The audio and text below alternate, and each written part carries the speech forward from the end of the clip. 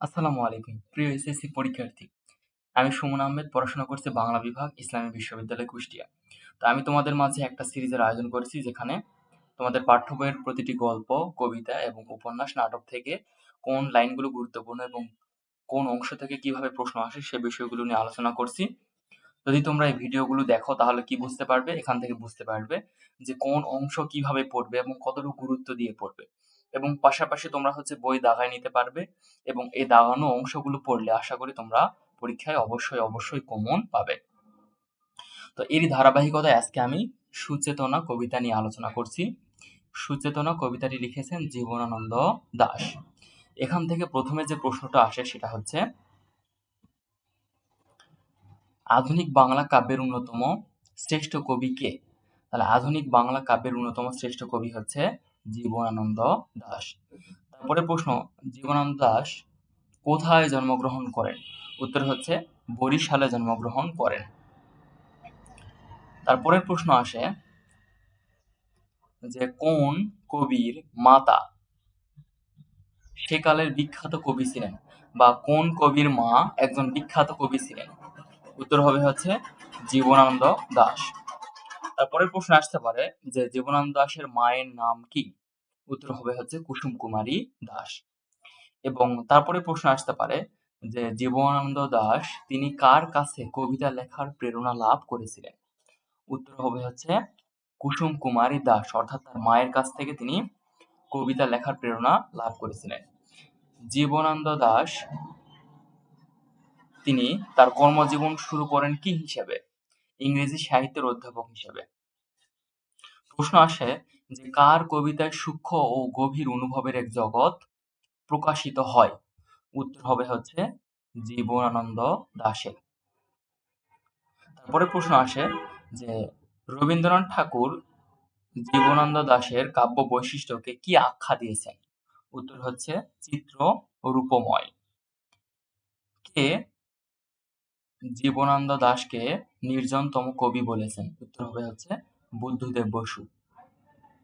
তারপরে প্রশ্ন আসে যে 1971 সালে মুক্তিযুদ্ধে বাংলাদেশের যে সংগ্রামী ইতিহাস, এই ইতিহাসের ক্ষেত্রে আহ মুক্তিযুদ্ধ যারা করেছিল তাদেরকে জীবনানন্দ দাশের কোন কবিতা অনুপ্রাণিত করেছিল? উত্তর হবে হচ্ছে নিসর্গ বিষয়ক কবিতা। তারপরে প্রশ্ন যে জীবনানন্দ দাশের কাব্যগ্রন্থগুলোর মধ্যে কি কি রয়েছে? রয়েছে ঝরা পালক, ধূসর পাণ্ডুলিপি, বনলতা সেন, মহাপৃথিবী, বেলা অবেলা কালবেলা, রূপসী বাংলা। আর এখান থেকে প্রশ্ন আসে যে জীবনানন্দ দাশের প্রবন্ধ গ্রন্থ কোনটি, বা জীবনানন্দ দাশের প্রবন্ধ গ্রন্থ কি? উত্তর হবে হচ্ছে কবিতার কথা। আর এই সুচেতনা কবিতাটি নেওয়া হয়েছে বনলতা সেন কাব্যগ্রন্থ থেকে। তারপরের প্রশ্ন আসতে পারে, বা প্রশ্ন এভাবে আসে যে জীবনানন্দ দাশের উপন্যাস কয়টি? উত্তর হচ্ছে 2টি। এবং কি কি? একটা হচ্ছে মাল্যবান, আর একটা হচ্ছে সুতীর্থ। তারপরে এভাবে প্রশ্ন আসে যে জীবনানন্দ দাশ কিভাবে মৃত্যুবরণ করেন? উত্তর হবে হচ্ছে কলকাতায় ট্রাম দুর্ঘটনায়। অথবা এইভাবে প্রশ্ন আসে যে ট্রাম দুর্ঘটনায় কোন কবি মৃত্যুবরণ করেন? উত্তর হচ্ছে জীবনানন্দ দাশ। এ পর্যন্ত আমরা লেখক পরিচিতি থেকে কিভাবে প্রশ্ন আসে সে বিষয়গুলো জানলাম। এখন আমরা সরাসরি কবিতা থেকে কিভাবে প্রশ্ন আসে সে বিষয়গুলো নিয়ে আলোচনা করব। তো প্রথম যে লাইন সেখানে বলা হয়েছে যে সুচেতনা তুমি এক দুর্ধর দ্বীপ বিকেলের নক্ষত্রের কাছে। এখান থেকে প্রশ্ন আসে যে সুচেতনার অবস্থান কোথায়? উত্তর হচ্ছে একটা দ্বীপে। এবং এই দ্বীপটা কোথায় অবস্থিত? এই দ্বীপটা হচ্ছে বিকেলের নক্ষত্রের কাছে অবস্থিত। তারপরে প্রশ্ন আসে যে সুচেতনা কবিতায় কোন বনানীর উল্লেখ রয়েছে? উত্তর হবে হচ্ছে দারুচিনি বনানীর উল্লেখ রয়েছে। তারপরের প্রশ্ন আসতে পারে যে দারুচিনি বনানীর ফাঁকে মূলত কি রয়েছে? উত্তর হচ্ছে নির্জনতা রয়েছে। তারপরে প্রশ্ন যে সুচেতনা কবিতায় কোন সত্যের কথা বলা হয়েছে, বা পৃথিবীর সত্য হিসেবে কোনটিকে তুলে ধরা হয়েছে? পৃথিবীর ক্ষেত্রে রক্ত সফলতা এটা হচ্ছে সত্য। তো এই কথা কবি হচ্ছে বলেছেন। কিন্তু সেটা কি নয়? সেটা হচ্ছে শেষ সত্য নয়। তাহলে প্রশ্ন আসতে পারে সুচেতনা কবিতায় কোনটি শেষ সত্য নয়? উত্তর হচ্ছে রক্ত সফলতা। তারপরে প্রশ্ন আসে যে আজকে অনেক রুরু রৌদ্রে ঘুরে প্রাণ।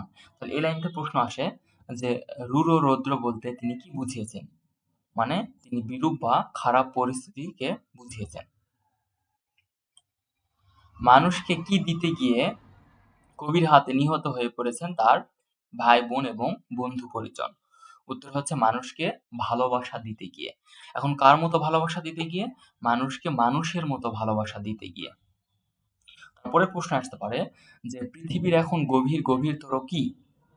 উত্তর হচ্ছে পৃথিবীর গভীরতর এখন অসুখ। সুচেতনা কবিতায় বলা হয়েছে এই পথে আলো জ্বেলে এ পথেই পৃথিবীর ক্রমমুক্তি হবে। তাহলে কোন পথে পৃথিবীর ক্রমমুক্তি হবে? উত্তর হবে হচ্ছে শুভ চেতনার যে পথ সেই পথ, অর্থাৎ সুচেতনার যে পথ। এবং পৃথিবীর ক্রমমুক্তি এটা করা কাদের কাজ? এটা হচ্ছে মনীষীর কাজ।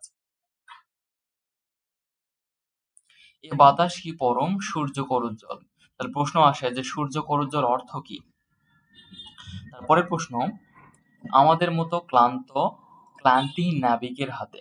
তাহলে সুচেতনা কবিতায় তিনি পৃথিবীকে গড়ে তুলতে চেয়েছেন কাদের হাতে? ক্লান্তিহীন নাবিকের হাতে। তারপরে প্রশ্ন আসে যে মানব জন্মের ঘরে কবি এসেছেন কার টানে? মাটি পৃথিবীর টানে। শিশির শরীর ছুঁয়ে সমুজ্জ্বল ভোরে। তাহলে প্রশ্ন আসতে পারে যে শিশির শরীর ছুঁয়ে যায় কখন? সমুজ্জ্বল ভোরে। শাশ্বত রাত্রির বুকে সকলই অনন্ত সূর্যোদয়। এখানে শাশ্বত রাত্রি দ্বারা কি বোঝানো হচ্ছে? যে পৃথিবীব্যাপী যে অন্ধকারময় অবস্থা সে অবস্থাকে তুলে ধরা হয়েছে এবং অনন্ত সূর্যোদয়ের দ্বারা যে মুক্তির যে দিশা বা মুক্তির যে পথ সে পথকে তিনি তুলে ধরেছেন। তো এখন আমরা শব্দার্থ থেকে কিভাবে প্রশ্ন আসে সেটা জানবো। তো এখানে এই প্রশ্নটা আমি আগে বলেছি যে সুচেতনা অর্থ কি বা সুচেতনা দ্বারা কি বোঝানো হচ্ছে? সুচেতনা দ্বারা বোঝানো হচ্ছে যে শুভ চেতনা। সেটা হচ্ছে প্রথম লাইনেই রয়েছে। তাহলে এক্ষেত্রে প্রশ্ন আসে যে কি প্রতিষ্ঠা করতে গিয়ে পৃথিবীতে প্রাণহানি এবং রক্তপাতের ঘটনা ঘটে? প্রেম, সত্য এবং কল্যাণ প্রতিষ্ঠা করতে গিয়ে। তারপরে প্রশ্ন আসে পৃথিবীব্যাপী গভীর যে অসুখ এবং বিপর্যয় এখান থেকে মুক্তির পথ কি? মুক্তির পথ হচ্ছে শুভ চেতনা বা সুচেতনা। তারপরে প্রশ্ন পৃথিবীব্যাপ্ত অন্ধকার বা অশুভের যে অন্তরাল অর্থাৎ শাশ্বত রাত্রি দ্বারা কি বোঝানো হয়েছে? পৃথিবীব্যাপ্ত অন্ধকার বা অশুভের যে অবস্থা সে অবস্থাকে তুলে ধরা হয়েছে এবং অনন্ত সূর্যোদয় দ্বারা হচ্ছে মুক্তির দিশা এটাকে তিনি তুলে ধরেছেন। তো এখন আমরা হচ্ছে সুচেতনা কবিতার যে পাঠ পরিস্থিতি সেখান থেকে কিভাবে প্রশ্ন আসে সেটা জানবো। তো সুচেতনা কবিতাটি লিখেছেন জীবনানন্দ দাশ।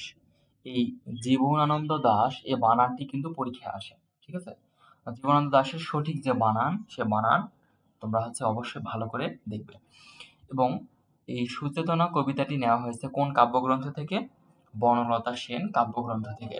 বনলতা সেন কাব্যগ্রন্থ কত সালে প্রকাশিত হয়? 1942 সালে প্রকাশিত হয়। তো এই হচ্ছে এই কবিতা থেকে আসা গুরুত্বপূর্ণ লাইন এবং যা তোমরা অবশ্যই পড়বে। আর আরেকটা কথা বলি, তো মাত্র 499 টাকায় বাংলা প্রথম ও দ্বিতীয় পত্রের পরিপূর্ণ কোর্স চলমান রয়েছে। এই কোর্সটিতে চাইলে তোমরা ভর্তি হতে পারো এবং বিস্তারিত জানতে যোগাযোগ করতে পারো 01792928174 এই নাম্বারে। তো সকলকে ধন্যবাদ। আসসালামু আলাইকুম।